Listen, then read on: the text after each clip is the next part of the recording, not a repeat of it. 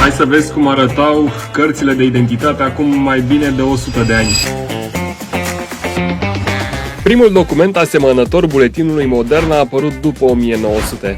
Cu timpul au fost perfecționate, iar în perioada comunistă, buletinul de atunci era cel mai apropiat de sistemul de cărți de identitate din prezent.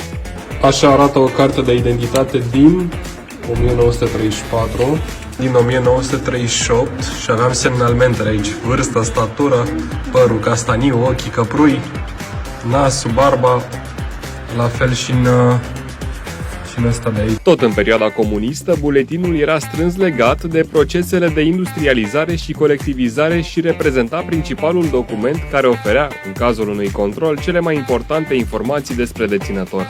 Trecerea de la carnet la card s-a făcut în 1997. Designul a rămas aproape neschimbat timp de 2 decenii.